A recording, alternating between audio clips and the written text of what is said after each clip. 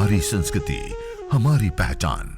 यज्ञ, योग, आयुर्वेद सदा रहे हमारे साथ। भारत के प्राचीन ग्रंथों एवं आधुनिक विज्ञान का दिव्य संगम, यज्ञ महिमा।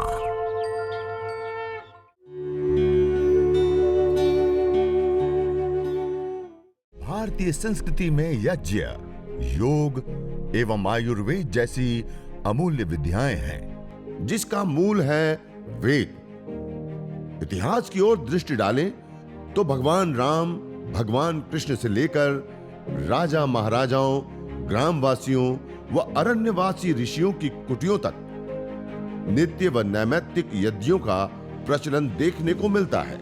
ऊर्ध्वं गच्छन्ति सत्वस्था, सत्व की पराकाष्ठा जिसमें होगी वो ऊपर की ओर उठेगी। जिस व्यक्ति के मन में, जिस व्यक्ति के जीवन में सत्व होगा वो भी ऊपर की ओर उठते हैं, ज्ञान को प्राप्त करते हैं, सुख को प्राप्त करते हैं, शांति को प्राप्त करते हैं। ऐसे ही अग्नि और इस सत्व का इस धरती पर सबसे बड़ा प्रतीक होने के कारण इस यज्ञ के द्वारा ही हम ईश्वर की उपासना करते हैं और देवीय शक्तियों का पूजन भी इसी सत्व प्रधान अग्नि से ही होता है। अग्निर्वै देवानां मुखम, यह अग्नि है जो सारे देवताओं का मुख है। और जब हम अग्नि की उपासना करते हैं तो उससे हमारा तन, हमारा मन सत्व से युक्त होता है। और तन और मन जब सत्व से युक्त होता है तो जो हम जानते हैं वैसा ही हमारा जीवन बनता है। इसलिए हम सत्व से युक्त रहें और सत्व से युक्त होने के लिए अग्नि की उपासना आवश्यक और जरूरी होती है। तो इस प्रकार प्रतिदिन हम यज्ञ करें। और इस अग्नि की एक और विशेषता है, अंगम नयति इति अग्नि कहा कि इस अग्नि के संपर्क में जो भी पदार्थ आता है उसको वो अपने जैसा बना लेती है। इस धरती पर जितने भी पदार्थ पाए जाते हैं उसमें से सूक्ष्मतर और सूक्ष्मतम तत्व कोई होता है तो अग्नि होता है। ठोस, द्रव और गैस, तीन रूपों में पदार्थ पाए जाते हैं। ठोस रूप में हमारे पास पत्थर है, उस पत्थर के अंदर द्रव रूप पदार्थ डालना चाहे तो हम नहीं डाल सकते। कितना भी पानी डाले वो बह के चला जाएगा, उस पत्थर के अंदर नहीं जाएगा। उसके अंदर हवा का प्रवेश कराना चाहे वो हवा नहीं जा पाएगी। उस ठोस पत्थर के अंदर और कोई पदार्थ डालना चाहे ठोस तो वो भी नहीं जा सकता। लेकिन उस ठोस पदार्थ को अग्नि के ऊपर रख दे तो अग्नि उसके अणु परमाणु के अंदर तक प्रवेश पा जाती, इतनी सूक्ष्म होती है।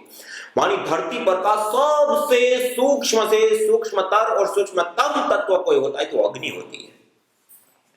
और उस अग्नि का एक विशेष स्वभाव होता है, अंगम नयति इति अग्नि। जो भी पदार्थ अपने संपर्क में आता है उसको अपने जैसा बना लेता है। अपने जैसा माने अग्नि स्वरूप, सूक्ष्म से सूक्ष्मतर रूप में। पहले सामग्री गाय का घी, ये सारे ठोस द्रव रूप में हम देख सकते हैं, छू सकते हैं, वेट कर सकते हैं, उसके साथ व्यवहार कर सकते थे।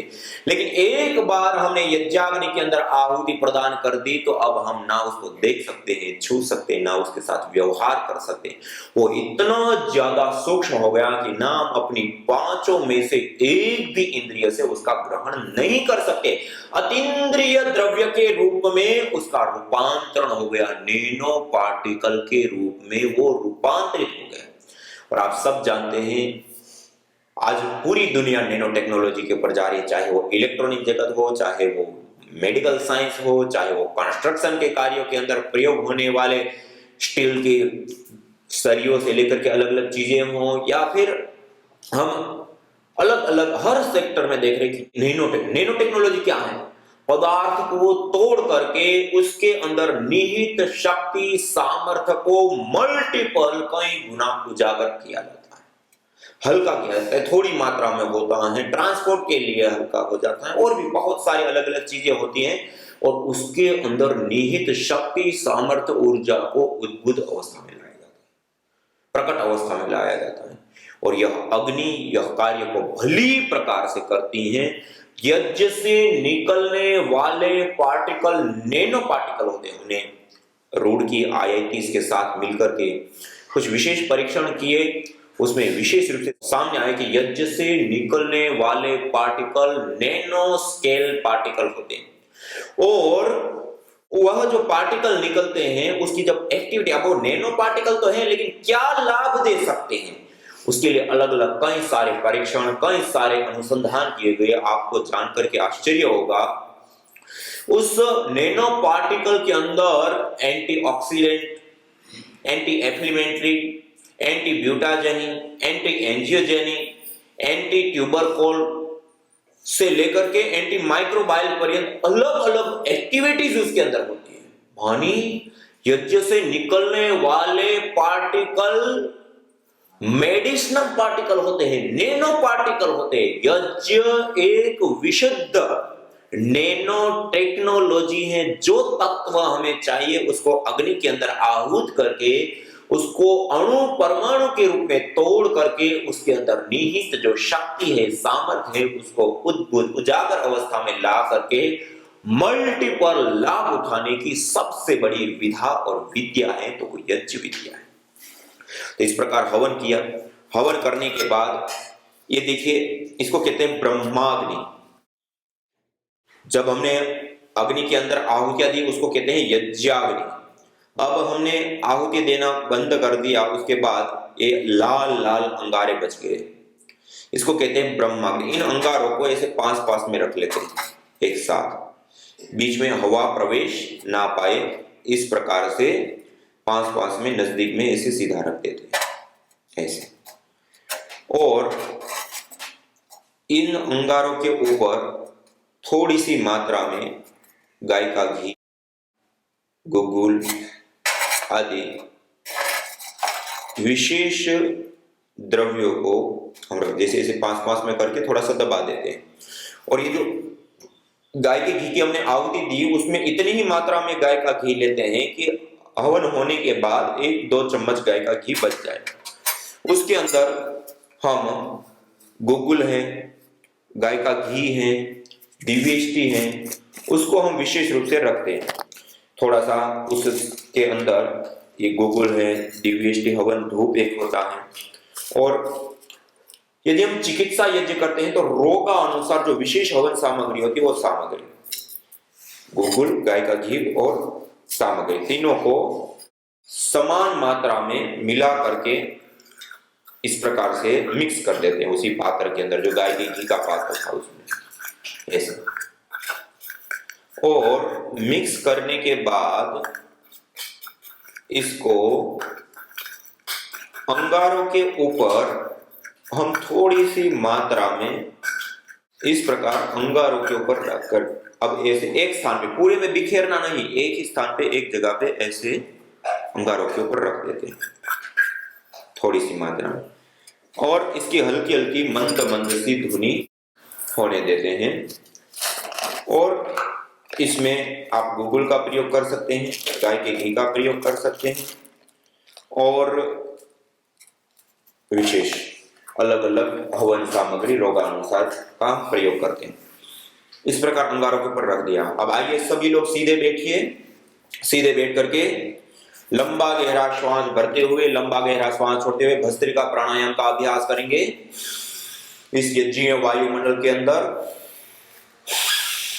पूरा लंबा गहरा श्वास भरना, लंबा गहरा श्वास छोड़ना, मंद गति, मध्यम गति, तीव्र गति।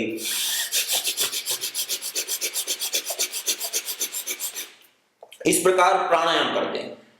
सभी लोग सीधे बैठ करके भस्त्रिका प्राणायाम का अभ्यास करेंगे, लंबा गहरा श्वास भरते हुए और छोड़ते हुए।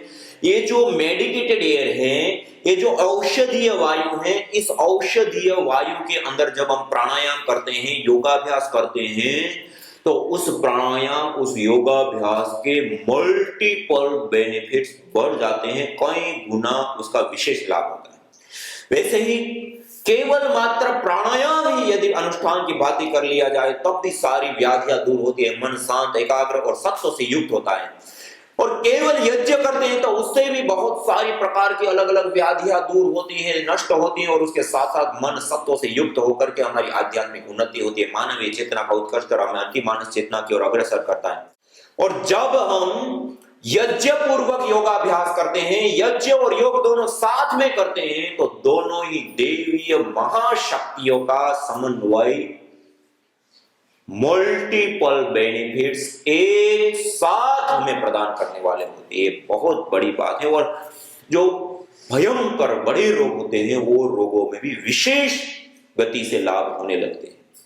जैसे भस्त्रिका, आप कपालभाति प्राणायाम करेंगे,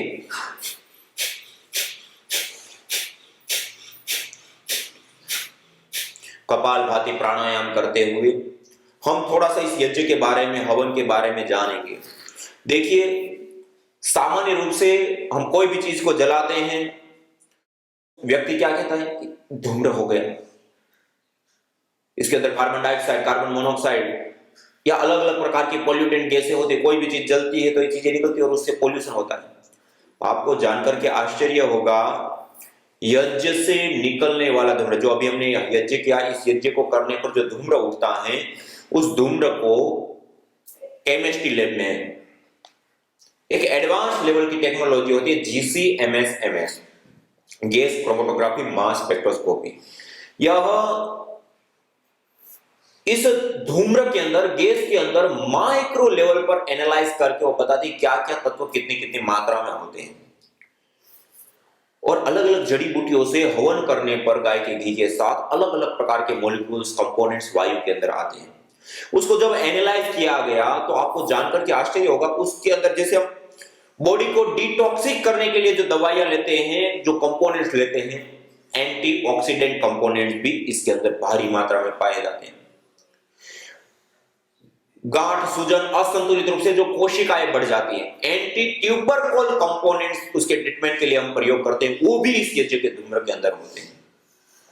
सूजन है, दर्द है और इंफेक्शन फैलते हैं, इंफेक्शन को ठीक करने के लिए जो हम दवाइयां लेते हैं, एंटी एफ्लिमेंट्री कंपोनेंट्स, वो भी इस यज्ञीय धूम्र के अंदर होते हैं।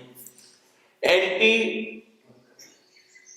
माइक्रोबायल, जो कम्युनिकेबल डिजीज जिसको हम कहते हैं, बैक्टीरिया, वायरस, फंगस जनित जो बीमारियां होती हैं, उन बीमारियों को ठीक करने के लिए जो दवाएं लेते हैं, उसके अंदर जो कंपोनेंट्स होते हैं, वो भी इस यज्ञीय धूम्र के अंदर गैस फॉर्म में होते हैं। एंटी एंजियोजेनिक, कैंसर अलग अलग प्रकार के होते हैं, तो उसको ना होने देना या हो गया है तो उसको ट्रीट करने के लिए जो हम कंपोनेंट लेते हैं, वो भी इस यज्ञ के धूम्र के अंदर पाएंगे। और यहां तक कि एंटी ब्यूटाजेनी, हमारे जीन्स में आने वाले बदलावों को भी रोकने वाले, दूर करने वाले मॉलिक्यूल्स, कंपोनेंट्स इस यज्ञीय धूम्र के अंदर होता है। यह यज्ञ का धूम्र विशुद्ध मेडिसिन होता है। आयुर्वेद के अंदर विशेष रूप से बताया, यया प्रयुक्त्या चेष्ट्या राजयक्ष्मा पुराजित ताम वेद विहिताम आरोग्यार्थी प्रयोजयेत्। जब रोग की अवस्था बिगड़ चुकी है, रोग की अवस्था बढ़ चुकी है, अब अलग अलग चिकित्सा पद्धतियां लेने पर भी उसमें कोई विशेष आरोग्य लाभ नहीं हो पा रहा है और अब कंट्रोल से बाहर की स्थिति दिख रही है, ताम वेद विहिताम, तब वेद विहित यज्ञ का अनुष्ठान करके आरोग्यार्थी उस रोग को जीते, आयुर्वेद में बताया। और इसी प्रकार से अथर्ववेद में कहा, यदि क्षितायुर यदि वा परेतो यदि मृत्योरंतिकम नित एव तमारामि अस्पार्शमेनम सतसा। यदि व्यक्ति की आयु क्षीण हो चुकी है, उनकी धातु है, उनके प्राण क्षीण हो चुके हैं, अब उनकी आयु लंबी नहीं देखे, यदि क्षितायु यदि वा परेतो यदि मृत्योरंतिकम, अब उनकी आयु लंबी नहीं, अब वो मृत्यु के अंतिम क्षणों को देख पा रहा है, तमारामि, उसको भी मैं यज्ञ बाहर लाता और सत सारदाय 100 साल की निरोग आयु प्रदान करता। ये वेद ने बताया। और अलग अलग बहुत सारे मंत्रों में, बहुत सारे अलग अलग शास्त्रों में, अलग अलग जगह पे, अलग अलग रूपों में यज्ञ चिकित्सा का भारी मात्रा में वर्णन प्राप्त होते हैं। उसी के आधार पे अलग अलग आयुर्वेदेषु यत् प्रोक्तम यस्य रोगस्य भेषजम तस्य रोगस्य शान्त्यर्थम तेन तेनेव होमयत्। आयुर्वेद में जिन जिन अलग अलग रोगों के लिए अलग अलग औषधियों का सेवन करते हैं, उन्हीं औषधियों से वह रोग ठीक होते आदि विधानों को ध्यान में रखते हुए अलग अलग जड़ी बूटियां लेकर के हवन किया गया। हवन करने पर जो धूम्र उठता है, उस धूम्र को जब एनालाइज किया गया तो उसके अंदर मल्टीपल अलग अलग प्रकार के कंपोनेंट्स होते हैं और उसके आधार पे आज यह आपके सामने जो अलग अलग सामग्रियां रखी है, 11 प्रकार की हवन सामग्रियां रोगानुसार आज दुनिया में पहली बार एविडेंस के साथ ये रोगानुसार हवन सामग्री है कि इस सामग्री से हवन करने पर ये कंपोनेंट्स बनते हैं, उसको लेते हैं तो इस बीमारी का ट्रीटमेंट होता है। जैसे प्राणेष्टि हवन सामग्री, जो ऑटो इम्यून डिजीज है, मल्टीपल रोग है, वंशानुगत रोग होते हैं, ऐसे रोगों को ठीक करने के लिए, प्राण शक्ति को, जीवनी शक्ति को बढ़ाने के लिए, जिनको मल्टीपल रोग हो जाते हैं या ऐसी भारी समस्या होती है, क्षीणता, क्लिष्टता, तो उसमें विशेष रूप से प्राणेष्टि हवन सामग्री से हवन करते हैं। इसी प्रकार से यह कर्कटेष्ट हवन सामग्री असंतुलित रूप से जो कोशिकाएं बढ़ जाती है, गांठ बन जाती है, ट्यूमर हो जाती है, कैंसर हो जाता है, उन सब के लिए कर्कटेष्ट हवन सामग्री का हम प्रयोग करते हैं। ऐसे ही यह हृदयेष्ट हवन सामग्री हार्ट से संबंधित जो बीमारियां होती है, high blood pressure, low blood pressure, हृदय की धमनियों में थप्पे जम जाना खून के, या अलग अलग प्रकार की जो हार्ट से संबंधित समस्याएं होती है, इसके लिए हृदयेष्ट हवन सामग्री का प्रयोग करते हैं। ऐसी यह मेधेष्ट हवन सामग्री मस्तिष्क से संबंधित रोगों के लिए, स्ट्रेस, तनाव, डिप्रेशन से लेकर के माइग्रेन पेन से लेकर के पैरालिसिस, पार्किंसन, मिर्गी से लेकर के अलग अलग प्रकार के रोगों को ठीक करने के लिए मेधेष्ट हवन सामग्री से हवन करते हैं। इसी प्रकार से यह संतेष्ट हवन सामग्री निसंतानता, बंध्यत्व या धातुओं का पोषण ना हो पाना या यूट्रस ओवरीज आदि से संबंधित अलग अलग प्रकार की समस्याएं रहती हैं, तो उन सब के लिए चाहे पुरुष हो चाहे माताएं हो, धातुओं के पोषण के लिए विशेष करके संतेष्ट हवन सामग्री का से हवन करते हैं। इसी प्रकार से चर्मेष्ट हवन सामग्री दांत, खाज, स्किन एलर्जी से लेकर के अलग अलग प्रकार के जो लिकोडर्मा से लेकर के अलग अलग चर्म रोग होते हैं, उन चर्म रोगों को ठीक करने के लिए चर्मेष्ट हवन सामग्री। ऐसे ही यह कफेष्ट हवन सामग्री, जिनको साइनस की प्रॉब्लम है, बार बार नजला हो जाता है, सर्दी जुकाम हो जाता है, एलर्जी हो जाती है, छींके आती हैं, धूम्र में नहीं रह पाते, धूल उठती है तो उसमें समस्या आती है, मॉइस्चर वाले वायुमंडल में समस्या होती है, सारे कफज रोगों के लिए कफेष्ट हवन सामग्री। ऐसे ही विशेष करके यह मधुइष्ट हवन सामग्री टाइप 1 और टाइप 2 डायबिटीज के लिए विशेष करके मधुइष्ट हवन सामग्री का प्रयोग करते हैं।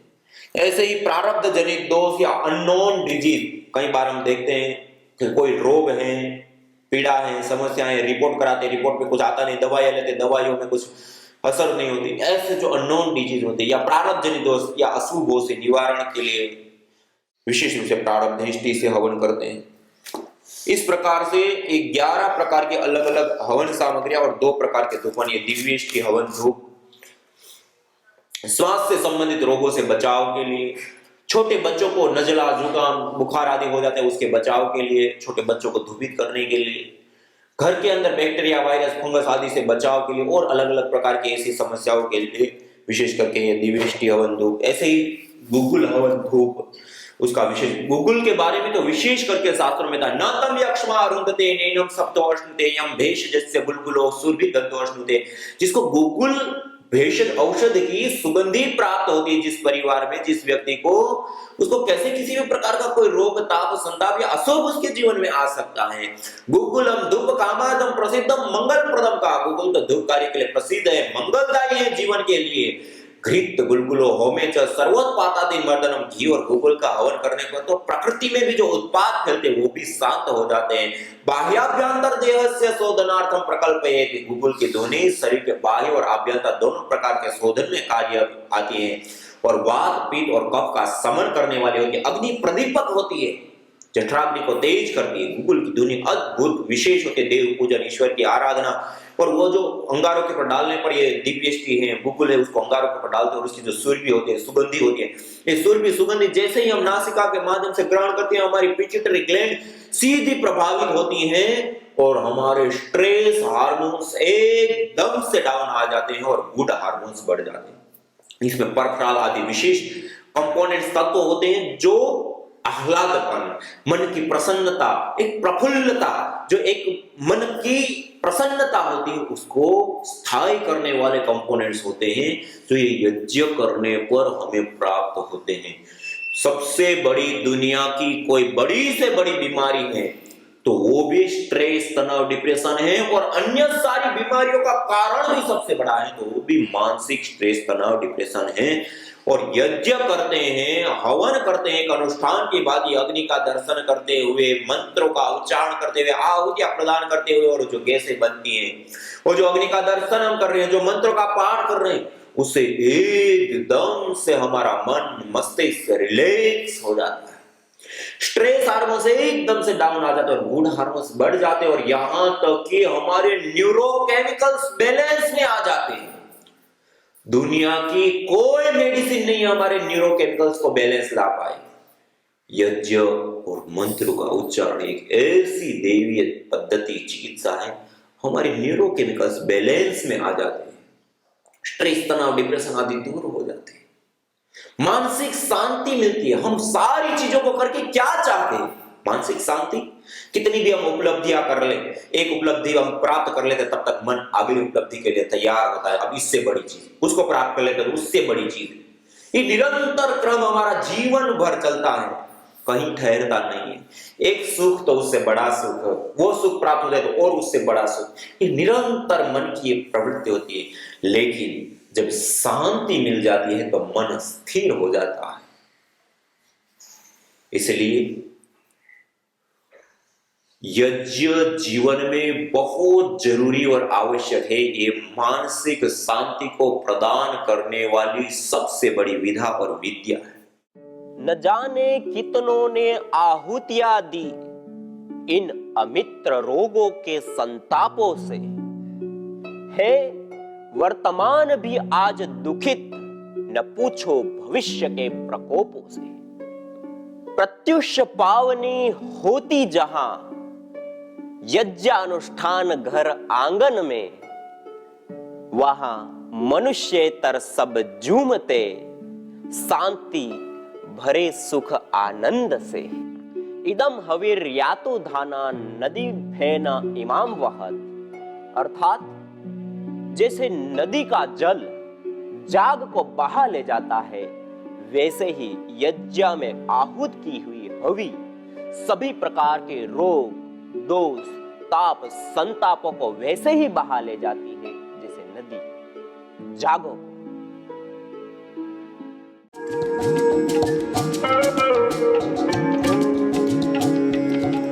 हृदयष्टि हवन सामग्री: अर्जुन छाल, दालचीनी, निर्गुंडी, रासना, पुनर्नवा, चित्रक मूल, नागरमोथा, गुगुल आदि विशेष जड़ी बूटियों से निर्मित इस हृदयष्टि हवन सामग्री से हवन करने पर उत्पन्न धूम्र के अंदर आर लिमोनिन, ट्रिप्टोफैन, फोलिक एसिड जैसे विशेष कंपोनेंट्स, मॉलिक्यूल्स, फाइटोकेमिकल्स पाए जाते, जो विशेष करके हार्ट बीट का कम हो जाना, बढ़ जाना, बीपी का कम हो जाना, बढ़ जाना, कोलेस्ट्रॉल, ट्राइग्लिसराइड आदि जो हृदय संबंधित रोग हैं उसमें विशेष करके लाभदायी होती है। यज्ञ भारतीय संस्कृति की मुकुट मणि है, प्रतीक है, मूल है। मानव जीवन के हर पहलू के साथ यज्ञ जुड़ा हुआ है, चाहे वह संस्कार, चाहे पूजा पाठ या फिर पर्व से लेकर हर शुभ अशुभ अवसरों में भी यज्ञ करने की सार्वभौमिक, वैज्ञानिक एवं पंथ निरपेक्ष पावनी परंपरा रही है। आइए हम संकल्प लें, संसार के श्रेष्ठतम कर्म यज्ञ को अपनाएं। पिंड और ब्रह्मांड में संतुलन कायम करने वाले यज्ञ को अपने जीवन का अभिन्न अंग बनाएं एवं प्रकृति मां के प्रति अपने ऋणों को अदा करें। विश्व स्वास्थ्य का एक नारा, यज्ञ से होगा जग उजियारा।